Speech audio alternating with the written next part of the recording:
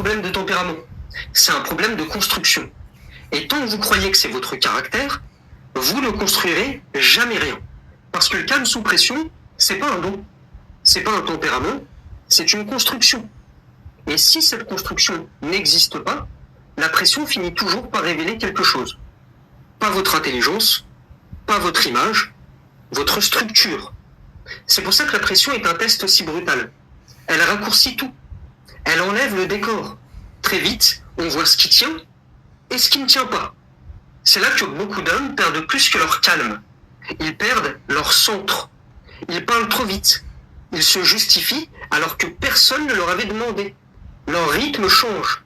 Leur regard change. Et en quelques secondes, quelque chose se fissure dans la manière dont ils sont perçus. C'est ça qu'il faut comprendre dès le début. Le calme sous pression, c'est pas mieux gérer son stress. C'est du poids.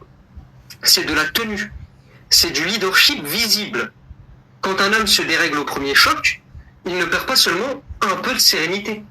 Il perd de la force perçue. Il perd une part de son autorité.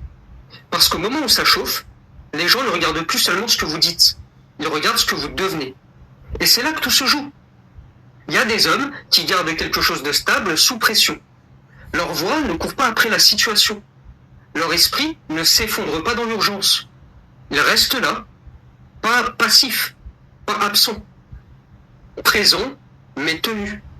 Ce niveau-là ne vient pas d'un beau tempérament. Il vient d'une manière de percevoir, de recevoir la tension sans lui donner immédiatement tout le pouvoir, de garder une hiérarchie intérieure quand, dehors, tout pousse à la perdre. Et c'est pour ça que beaucoup d'hommes posent mal le problème.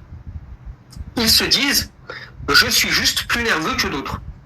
C'est mon caractère. Ça ne changera pas. » Bien sûr que nous n'avons pas tous le même terrain de départ.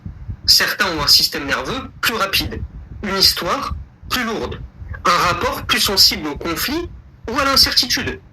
Mais c'est pas là que tout se décide. Ce qui décide vraiment, c'est ce que vous avez construit entre ce que vous ressentez et ce que vous laissez sortir. Parce qu'il y a des hommes qui ressentent beaucoup, mais qui ne se laissent pas posséder par ce qu'ils ressentent. Et il y en a d'autres qui, à la première tension, deviennent immédiatement, mais alors immédiatement, leurs émotions.